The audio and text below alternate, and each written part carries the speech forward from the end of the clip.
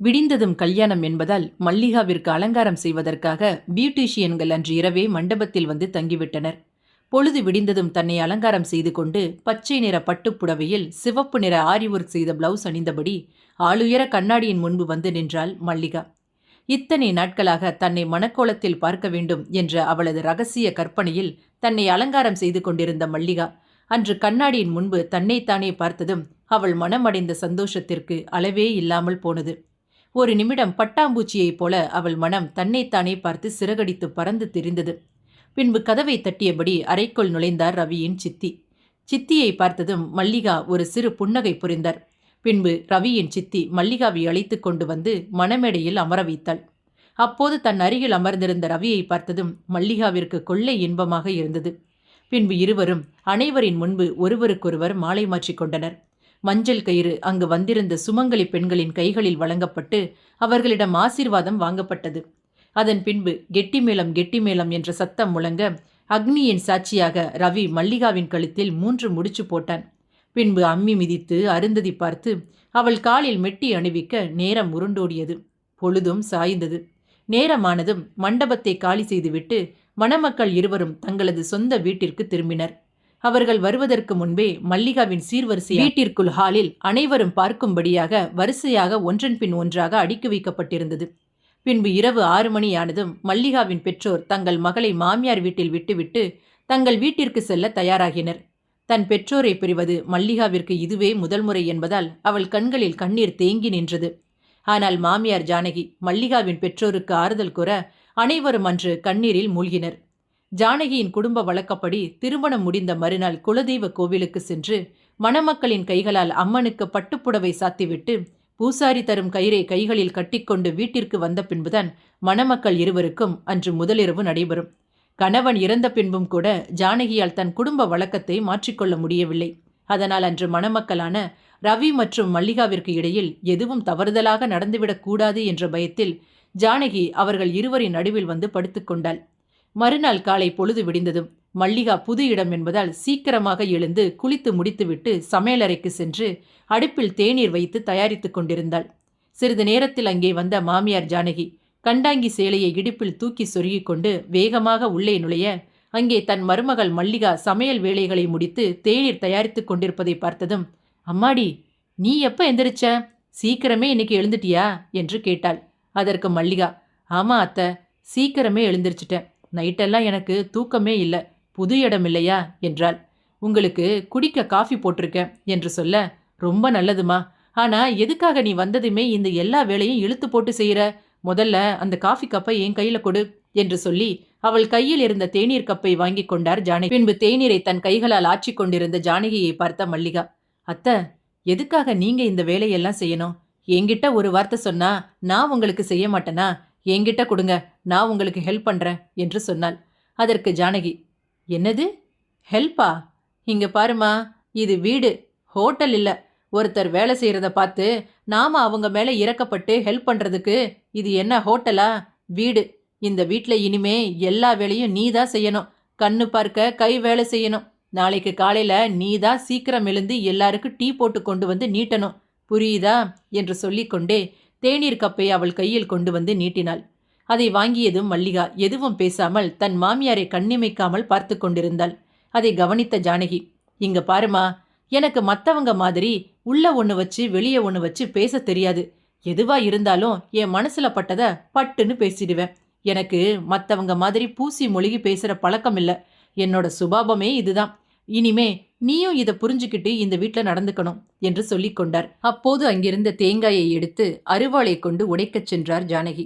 முதல் 2 அடிகள் தேங்காயில் விழுந்த சத்தம் கேட்டதும் மல்லிகாவின் உடல் நடுங்கியது. பின்பு தேங்காய் உடைந்தது. அதிலிருந்து தண்ணீரும் வெளியேறியது. மல்லிகாவின் உடல் முழுவதும் அதை பார்த்து சிலிர்த்து போனது. அதை கவனித்த ஜானகி, என்ன ஆச்சு? ஏன் டீயை குடிக்காம கையில் வச்சு பார்த்துட்டு இருக்க என்று கேட்க, அதற்கு மல்லிகா மெதுவான குரலில், இல்ல, எங்க வீட்டில் இது எல்லாம் பழக்கம் இல்லை என்று கூறினாள். அதற்கு ஜானகி, ஏன் உங்க வீட்டில் தேங்காய் எல்லாம் உடைக்க மாட்டீங்களா? அது இல்லை என்று மல்லிகா சொல்ல, இப்ப நீ என்ன சொல்ல வர்ற? உங்க வீட்டு பழக்கத்தை நாங்க பழகிக்கணும்னு சொல்ல வரியா? புரியுது புரியுது. என்ன இருந்தாலும் நீ புது மருமக இல்லையா? புது மருமக வீட்டுக்கு வந்தா மகனோட சுயரூபம் என்னன்னு தாய்க்கு தெரியுமாம். அது மாதிரி நீ இந்த வீட்டுக்கு வந்ததும் உன் பேச்சை கேட்டுதான் நாங்க எல்லாரும் நடக்கணுமா என்று ஜானகி கேட்க, அவளுடைய பேச்சை கேட்டு பயத்தில் நடுங்கிய மல்லிகா, அப்படியெல்லாம் நான் எதுவும் சொல்லல. எங்க வீட்ல பால் காஃபி குடிச்சு எனக்கு பழக்கம் இல்ல, அதனால சொன்னேன் என்றாள். அதை கேட்ட ஜானகி, ஏன் பாலில காஃபி டீ போட்டு குடிச்சா மாடு உன்னை முட்டிடுமா என்று கிண்டலாக கேட்க, இல்ல இல்ல, எனக்கு இதெல்லாம் குடிச்சு பழக்கம் இல்ல, அதனால தான் சொன்னேன். இனிமேல் நான் இங்க இதை குடிச்சு பழகிக்கிறேன் என்றாள் மல்லிகா.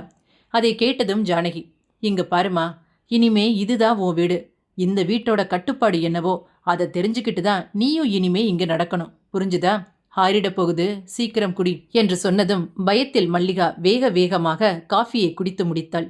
அதை பார்த்த ஜானகி நகைப்புடன் சிரித்தபடி அங்கிருந்து செல்ல முயன்றாள். மீண்டும் மல்லிகாவை திரும்பி பார்த்தவள், ஆமா, ரவி எங்க? ரவி எழுந்திருச்சுட்டானா என்று கேட்க, இல்ல அத்த, அவர் இன்னும் எழுந்திருக்கல, தூங்குறாரு என்றாள் மல்லிகா. இவன் எப்பவுமே இப்படிதான். சின்ன குழந்தைய கூட காலையில எழுப்பி ஸ்கூலுக்கு கிளப்பிடலாம். ஆனா இவனை எழுப்புறது ரொம்ப கஷ்டம். முகத்துல தண்ணீர் தெளிச்சாதான் எழுந்திருப்பான். இப்ப பாரு, மணி என்ன, 7 ஆகுது, இன்னும் எழுந்திருக்கல.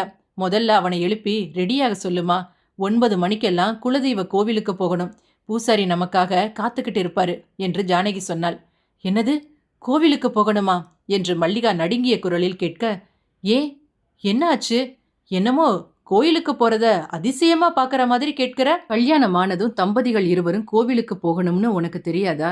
உங்க அம்மா உனக்கு இதெல்லாம் சொல்லி கொடுக்கலையா என்று சொல்ல, இல்ல, எல்லாம் சொல்லி கொடுத்துருக்குறாங்க என்று மல்லிகா சொன்னதும், பின்ன என்ன, ஏன் கடவுள் மேல உனக்கு நம்பிக்கை இல்லையா என்று ஜானகி கேட்டதும், அப்படியெல்லாம் ஒன்றும் இல்லத்த, எனக்கு கடவுள் மேல நிறைய நம்பிக்கை இருக்கு என்றாள் மல்லிகா.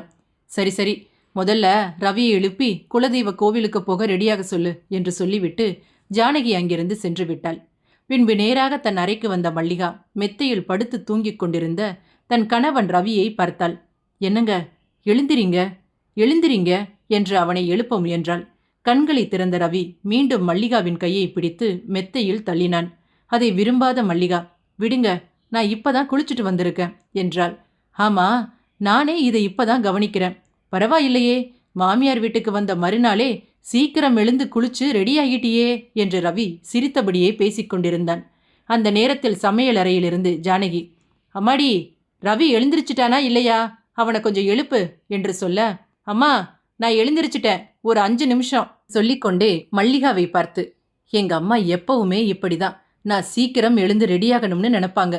சின்ன வயசுல இருந்தே அவங்க அப்படிதான். சில நேரம் எழுந்திருக்கலைனா முகத்துல தண்ணீர் தெளிச்சு எழுப்புவாங்க. நிச்சயதார்த்தம் கல்யாணம் என்று 2 நாள் மண்டபத்துல நின்னுட்டே இருந்ததுனால உடம்பெல்லாம் பயங்கர வலி. அதான் அசதியில நல்லா படுத்து தூங்கிட்டேன். சரி, நான் போய் குளிச்சுட்டு வரேன். மா, நீ நல்லா தூங்குனியா என்று கேட்டதும் மல்லிகா ஒரு சிறு புன்னகை புரிய, சரி சரி, நான் போய் குளிச்சுட்டு வரேன் என்று சொல்லிவிட்டு அங்கிருந்து துண்டை எடுத்துக்கொண்டு குளியலறைக்குள் சென்றான். அவன் அங்கிருந்து சென்றதும் மல்லிகா தன் தாய் மரகதத்திற்கு தொலைபேசியில் அளித்தாள். அங்கே சோஃபாவில் அமர்ந்தபடி தொலைக்காட்சியில் காலை செய்திகளை பார்த்து கொண்டிருந்த மரகதம் தொலைபேசி ஒலித்ததும் அதை எடுத்து காதில் வைத்தாள். அம்மா என்று மல்லிகா ஒரு வார்த்தை சொல்லி முடிப்பதற்குள், அதான் உன்னை கல்யாணம் பண்ணி கொடுத்து மாமியார் வீட்டுக்கு அனுப்பிச்சாச்சே, திரும்பவும் எதுக்குடி காலங்காத்தால ஃபோன் பண்ணி என்ன தொந்தரவு பண்ற என்று கோபமாக கத்தத் தொடங்கினாள் மரகதம். அவளின் கோபமான பேச்சு மல்லிகாவின் மனதை மேலும் பயத்தில் ஆழ்த்தியது. பின்பு தைரியத்தை வரவழைத்து கொண்டு, அம்மா, எனக்கு இன்னைக்கு பீரியட்ஸ் என்றாள் மல்லிகா. ஏண்டி, அதான் நான் வரும்போது உன் கையில ஒரு மாத்திரையை கொடுத்து போட சொன்னனே, அதை போட்டியா இல்லையா என்று மரகதம் கோபமாக கேட்க, இல்லம்மா, கல்யாண ஞாபகத்துல நீ கொடுத்த மாத்திரையை நான் போட மறந்துட்டேன்.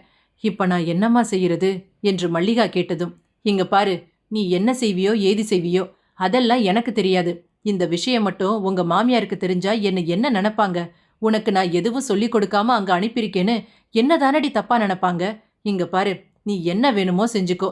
இந்த விஷயம் உங்க மாமியாருக்கு தெரிஞ்சு ஏதாவது கேள்வி கேட்டா இவ செஞ்சு அங்கே அவங்க முன்னாடி எனக்கு ஃபோன் பண்ணாத. முதல்ல போனை வை, எனக்குன்னு வந்து வாச்சிருக்க பாரு என்று கோபமாக சொல்லிவிட்டு மரகதம் போனை வைத்து விட்டாள். தன் தாயிடம் தன் தவிப்பை சொல்லி ஆறுதல் தேடலாம் என்று நினைத்த மல்லிகாவிற்கு மரகதத்தின் பேச்சு இடியை இறக்கியது. ஒருவேளை இந்த விஷயம் தன் மாமியாருக்கு தெரிந்தால் வீடு 2ஆகி விடுமோ என்ற பயத்தில் மீண்டும் மெத்தையில் வந்து அமர்ந்தாள். அப்போதுதான் மல்லிகாவிற்கு ஒன்று நினைவிற்கு வந்தது. அப்போது மல்லிகாவிற்கு வயது 11. குழந்தைகள் அனைவரும் தெருவில் ஓடி ஆடி விளையாடிக் கொண்டிருந்தனர். அப்போது மல்லிகாவின் உடையில் கரை படிந்ததை பார்த்த அவளுடைய நண்பர்கள் அவளை கிண்டல் செய்தனர். அங்கிருந்து வீட்டிற்குள் நுழைந்த மல்லிகா நடந்த விஷயத்தை தன் அம்மாவிடம் சொன்னாள். உடனே தன் மகள் பூ பெய்த விஷயத்தை தெரிந்து கொண்ட மரகதம் ஒரு வெள்ளை நிற துணியை அவள் கையில் கொண்டு வந்து கொடுத்தாள். இங்கு பாரு, இனிமேல் நீ சின்ன பொண்ணு இல்ல, நீ இனிமே பெரிய மனுஷி. இந்தா, இந்த துணியை பிடி. இந்த துணியை எப்படி பயன்படுத்தணும்னு நான் உனக்கு சொல்றேன். இதை எப்போதும் மறைவாக தான் காயப்போடணும். வீட்டில் அப்பா தம்பி எல்லாரும் இருக்காங்க இல்லையா, அவங்க யார் கண்ணிலையும் இந்த துணி படக்கூடாது. இந்த 3 நாளும் நீ இந்த ரூம்ல தனியா தான் இருக்கணும். உனக்கு எது தேவைப்பட்டாலும் அம்மானு ஒரு சத்தம் கொடு. உனக்கு என்ன தேவையோ நான் அதை செய்து கொண்டு வந்து தருவேன் என்றாள் மரகதம். சிறு குழந்தையாக இருந்த மல்லிகா மரகதத்தை பார்த்து, அம்மா, மாட்டு தொழுவம் பக்கத்துல இருக்கிற இந்த ரூம்ல அடிக்கடி பாம்பு வரும்னு சொல்லுவியே, என்னை இங்க தனியா தங்க சொல்றியம்மா. நான் மட்டும் எப்படி இந்த ரூம்ல தனியா படுக்க முடியும்? நான் இதுக்கு முன்பு தனியா படுத்ததே இல்லையே. நான் எப்பவும் போல உன் பக்கத்திலேயே படுத்துக்கிறேன் என்றாள் மல்லிகா. ஆனால் மரகதமோ, இங்க பாரு, இந்த நேரத்துல பொண்ணுங்க வீட்டுக்குள்ள வரவே கூடாது. அது மட்டும் இல்ல, வீட்டுக்குள்ள நாம பயன்படுத்துற பொருட்களை பொண்ணுங்க தொட்டா அது தீட்டு. இனிமே ஒவ்வொரு மாதமும் இந்த 3 நாளும் நீ இங்க தான் இருக்கணும். எங்க பாட்டி எங்க அம்மாவுக்கு சொன்னாங்க, எங்க அம்மா எனக்கு சொன்னாங்க. இப்போ நான் அதை உனக்கு சொல்றேன். நீ இனிமே இந்த 3 நாளும் இங்க தான் படுக்கணும். பூச்சி பாம்பு எல்லாம் எதுவும் வராது. நீ தைரியமா இரு, உள்ள போ என்று சொல்லி அவளை உள்ளே தள்ளி கதவை சாத்தினாள். அந்த சிறிய அறையில் இருந்த ஜன்னல் வழியே மல்லிகா எட்டி பார்த்தாள். அங்கே குழந்தைகள் ஆண் பெண் பாகுபாடு இன்றி அனைவரும் கைகோர்த்தபடி சிரித்து ஓடியாடி மகிழ்ந்து விளையாடிக் கொண்டிருந்தனர். இதை பார்த்ததும் அவளுக்கு மீண்டும் குழந்தை பருவத்திற்கே திரும்பி விடலாம் போல இருந்தது. 2-3 மாதங்களுக்கு பிறகு கோபமாக பள்ளியிலிருந்து வந்த மல்லிகா தன் பையை தூக்கி எறிந்தாள். வாசற்படியில் காய் அறிந்து கொண்டிருந்த மரகதம், என்னடி, என்னாச்சு? எதுக்கு இப்படி படிக்கிற பைய தூக்கி எறிகிற என்று கேட்க, அம்மா, இன்னைக்கு ஸ்கூல்ல என்ன நடந்தது தெரியுமா? என் ட்ரெஸ் எல்லாம் கரையாயிடுச்சு. நான் எங்க டீச்சர் கிட்ட போய் சொன்னேன். ஆனா அவங்க என்ன சொன்னாங்க தெரியுமா? இப்படி துணியெல்லாம் பயன்படுத்தக்கூடாது, இதனால நிறைய இரிட்டேஷன் வரும். நீ உங்க அம்மா கிட்ட சொல்லி சானிட்டரி நாப்கின் பயன்படுத்த சொல்லுன்னு சொன்னாங்க. என் ஃப்ரெண்ட்ஸ் எல்லாரும் அதை தாமா பயன்படுத்துறாங்க. எனக்கும் இனிமே அதையே வாங்கி கொடுமா என்றாள் மல்லிகா. மல்லிகாவின் பேச்சு மரகதத்திற்கு கோபத்தை வரவழைத்தது. உடனே அவளை முறைத்து பார்த்தவள், இங்க பாருடி, நீ என்ன நினைச்சிட்டு இருக்க?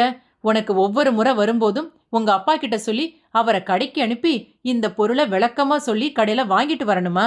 பாரு, ஆம்பளைங்க எல்லாம் இதை போய் கடையில கேட்டு வாங்கிட்டு வரமாட்டாங்க. சொன்னா புரிஞ்சுக்கோ என்றாள் மரகதம். இல்லம்மா, ஸ்கூல்ல பாத்ரூம் வசதி கூட இல்லைன்னு உனக்கு தெரியும் தானே. என்னால எப்படிமா நாள் முழுக்க சமாளிக்க முடியும்? ப்ளீஸ்மா, எனக்கும் அதையே வாங்கி கொடு என்றாள் மல்லிகா.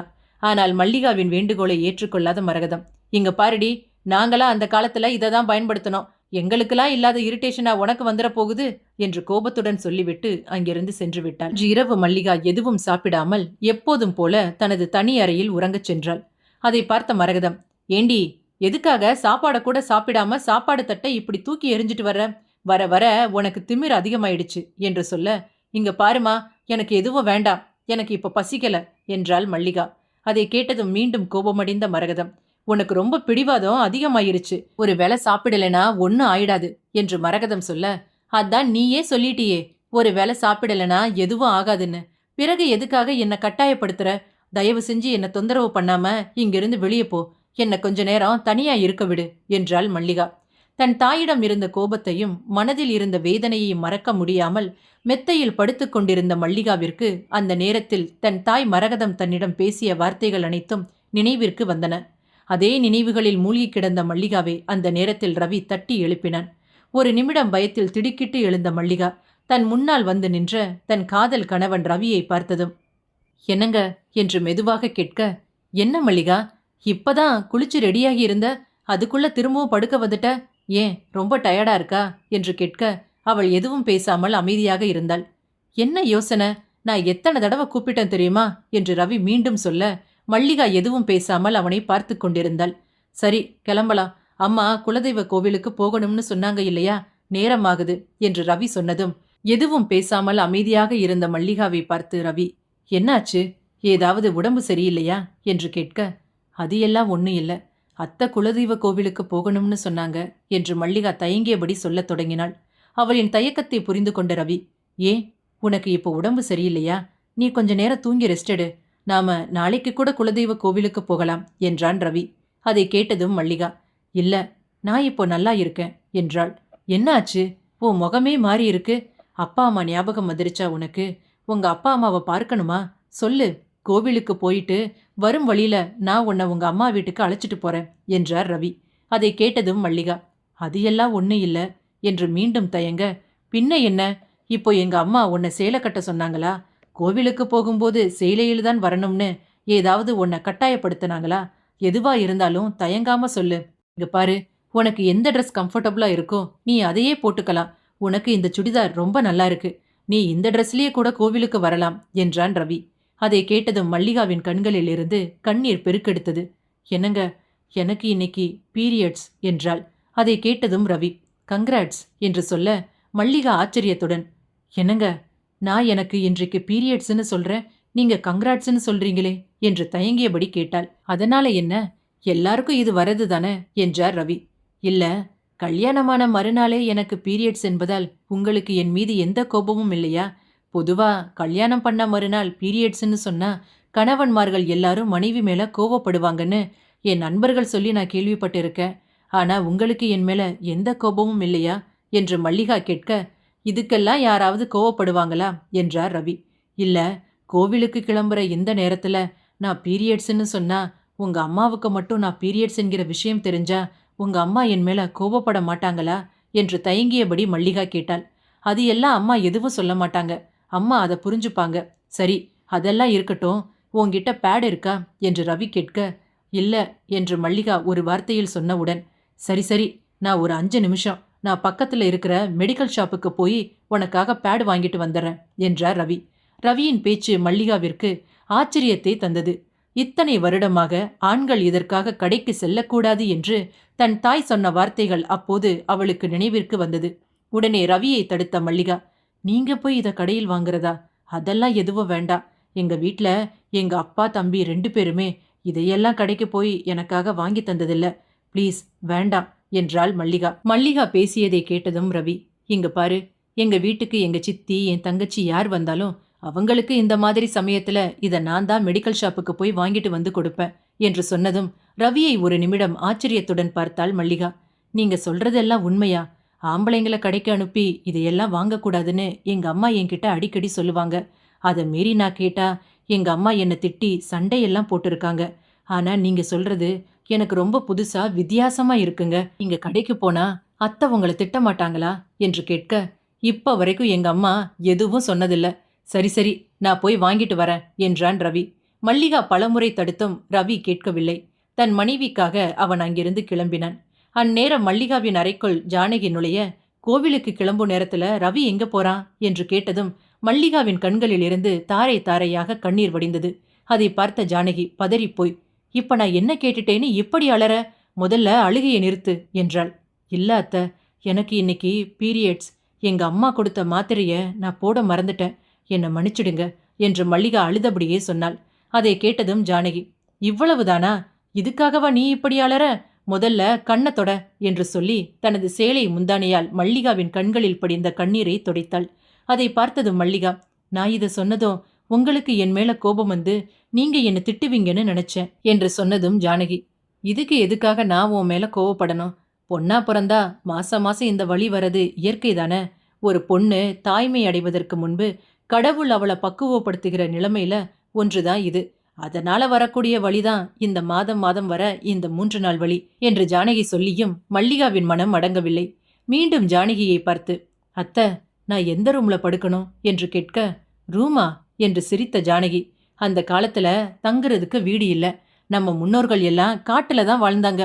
அந்த நேரத்துல காட்டு விலங்குகள் கிட்ட சிக்கி மக்கள் இறந்திடக்கூடாது என்ற ஒரே காரணத்திற்காக கூட்டத்துல அந்த பெண்ணை மட்டும் அந்த ஒரு சில நாட்களுக்கு மரத்து மேல ஒரு சின்ன வீடு கட்டி அங்க தனிமைப்படுத்தி வச்சிருப்பாங்க.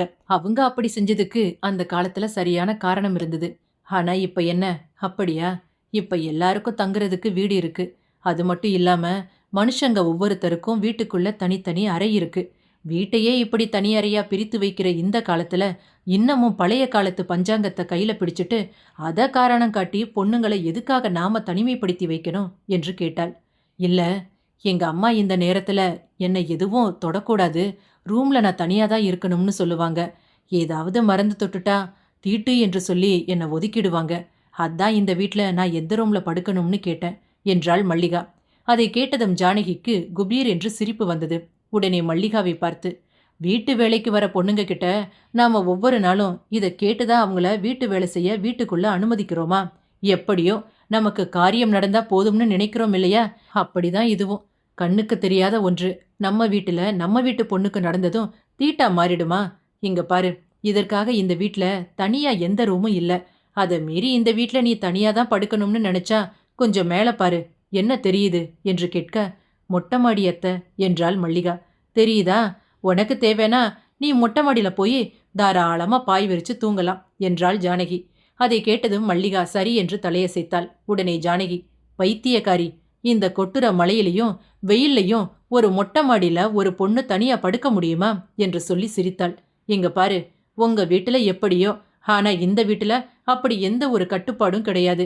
நீ எப்பவும் போல இந்த வீட்டுல ஆடலாம் பாடலாம் ஓடலாம். உன் உடம்பு இப்போ ரொம்ப பலவீனமா இருக்கும். நான் உனக்கு சூடா காஃபி போட்டு கொண்டு வரேன். நீ கொஞ்ச நேரம் படுத்து தூங்கி ரெஸ்ட் எடு என்று சொல்லிவிட்டு அவள் அங்கிருந்து சென்று விட்டாள்.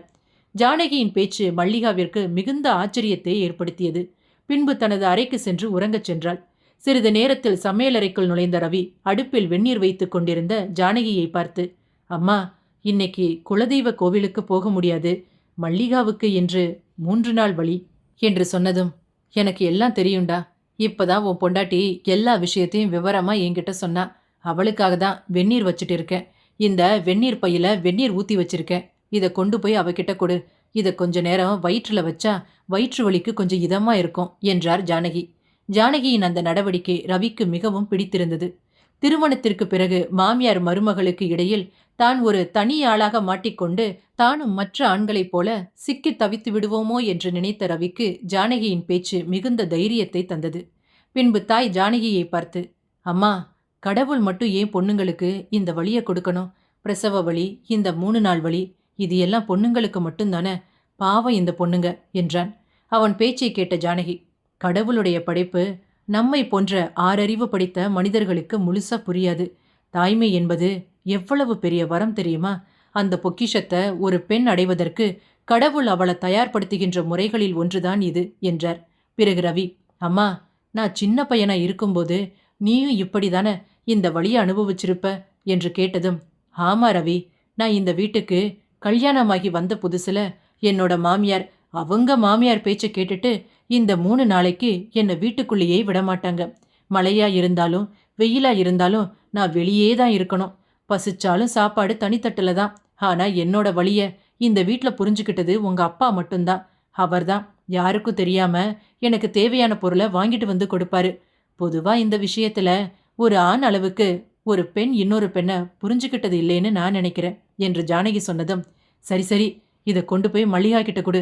பாவம், அவ வயிற்று வலியில சுருண்டு படுத்து கிடப்பா என்று வெந்நீர் பையை ரவியிடம் கொடுத்து அனுப்பினாள். சிறிது நேரத்தில் மல்லிகாவின் அறைக்குள் நுழைந்த ஜானகி, என்ன மல்லிகா, இப்போ வயிற்று வலி எப்படி இருக்கு? வெந்நீர் பைய வயிற்றில் வைத்து ஒத்தடம் கொடுத்தியா என்று கேட்டதும், இப்ப கொஞ்சம் நல்லா இருக்கு.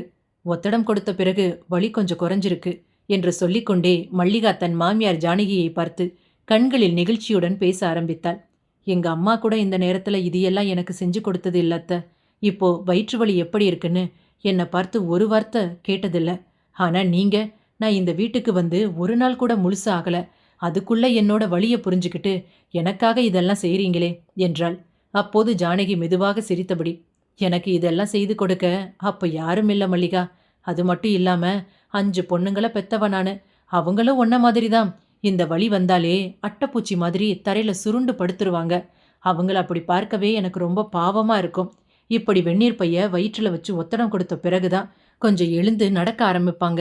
இப்போ குழந்தை பிறந்ததுக்கு பிறகுதான் இந்த வலியெல்லாம் போய் நல்லா இருக்காங்க என்றாள். ஜானகியின் வார்த்தைகளை கேட்டதும் மல்லிகாவின் கண்கள் கலங்கின. தன் தாய் கூட தனக்கு செய்யாத உதவியை தன்னை புதிதாக வந்த மருமகளாக பார்க்காமல் ஒரு மகளைப் போல பார்த்து தன் மாமியார் செய்ததை எண்ணி மகிழ்ச்சியடைந்தாள். அடுத்த நொடி உணர்ச்சியில் ஜானகியை கட்டிப்பிடித்துக் கொண்டாள் மல்லிகா. அந்த நேரத்தில் உள்ளே நுழைந்த ரவி தன் தாயும் தாரமும் ஒருவர் மீது ஒருவர் வைத்திருந்த அன்பை பார்த்து மனதுக்குள் மிகவும் சந்தோஷப்பட்டான். ரவி உள்ளே வந்ததை பார்த்ததும் ஜானகி, மல்லிகா, இன்னைக்கு உனக்கு பிடிச்ச சாப்பாடு தான் செஞ்சு வச்சிருக்கேன். கீழே வந்து சாப்பிடு. 2 பேரும் கீழே இறங்கி வாங்க என்று சொல்லிவிட்டு அங்கிருந்து சென்று விட்டாள். ஜானகி சென்றதும் ரவி தான் வாங்கி வந்த தின்பண்டங்களை மல்லிகாவின் கையில் கொண்டு வந்து நீட்டினான். அதை வாங்கி பிரித்து பார்த்த மல்லிகா, என்ன இது எல்லாம் என்று கேட்க, அதற்கு ரவி, காலையில அடுக்கலையில அம்மா கிட்ட இதை பற்றி நான் பேசிட்டு இருந்தேன். அப்போ அம்மா சொன்னாங்க, இந்த நேரத்துல பெண்களுக்கு பிடிச்சதை சாப்பிடணும்னு ரொம்ப ஆசைப்படுவாங்கன்னு. ஆனா நான் கடைக்கு போகும்போது உனக்கு என்ன பிடிக்கும் என்ன பிடிக்காதுன்னு கேட்க மறந்துட்டேன். அதனால தான் இனிப்பு காரம் புளிப்பு என்று எல்லா சுவைகளிலும் ஒவ்வொன்று வாங்கிட்டு வந்திருக்கேன். உனக்கு என்ன வேணுமோ தோணும் போது எடுத்து சாப்பிடு என்றான். பொதுவாக இந்த நாட்களில் தன் பிறந்த வீட்டிலேயே ஒரு அந்நியரை போல நடத்தப்பட்டு வந்த மல்லிகாவிற்கு ஜானகி மற்றும் ரவியின் அன்பும் அக்கறையும் மிகப்பெரிய ஆச்சரியத்தை கொடுத்தது. அதே நேரத்தில் அவளுக்குள் ஒரு புதிய நம்பிக்கையையும் ஏற்படுத்தியது. தன் மாமியாரும் கணவனும் தன் மீது வைத்திருந்த உண்மையான அன்பை புரிந்து கொண்ட மல்லிகா ரவியை பார்த்து ஒரு சிறு புன்னகை புரிந்தபடி அவனை கட்டி அணைத்து கொண்டாள். இத்தனை நாட்களாக ஒவ்வொரு மாதமும் சொல்ல முடியாத துன்பத்தை அனுபவித்து வந்த மல்லிகாவிற்கு அந்த நாள் முதல் மாமியார் வீடு ஒரு சொர்க்கமாக மாறியது. யாருக்கெல்லாம் இப்படிப்பட்ட மாமியாரும் கணவனும் கிடைக்கிறார்களோ அந்த பெண்ணிற்கு குடிசை வீடு கூட மாளிகையாகவே தெரியும். பெண்களின் வாழ்க்கையில் இயற்கையாக நடக்கும் ஒரு விஷயத்தை புரிந்து கொள்ளாமல் பழைய கட்டுப்பாடுகள் என்ற பெயரில் அவர்களை தனிமைப்படுத்துவதும் ஒதுக்கி வைப்பதும் இன்றும் சில இடங்களில் தொடர்கிறது. ஒரு பெண்ணுக்கு அந்த நேரத்தில் தேவைப்படுவது தனிமையும் தண்டனையும் அல்ல, அன்பும் அரவணைப்பும் புரிதலும் தான். காலம் மாறும்போது நாமும் நம் எண்ணங்களையும் மாற்றிக்கொள்ள வேண்டும். ஒரு பெண்ணின் வலியை உணர்ந்து அவளுக்கு துணையாக நிற்பதே உண்மையான உறவின் அடையாளம். ஒரு பெண்ணிற்கு திருமணத்திற்கு பிறகு கிடைக்கும் மிகப்பெரிய வரம் நல்ல கணவன் மட்டுமல்ல, அவளை மகளாக ஏற்றுக்கொள்ளும் ஒரு அன்பான மாமியாரும் தான். அன்பும் அக்கறையும் இருந்தால் எந்த வீடும் சொர்க்கமாக மாறும் என்பதை உணர்த்துவதற்காகவே இந்த கதை. இந்த கதை உங்களுக்கு பிடித்திருந்தால் மறக்காம லைக் பண்ணி ஷேர் பண்ணுங்க. சப்ஸ்கிரைப் பண்ண மறக்காதீங்க. இது போன்ற கதைகளுக்கு என்னை ஃபாலோ பண்ண மறக்காதீங்க. நன்றி, வணக்கம்.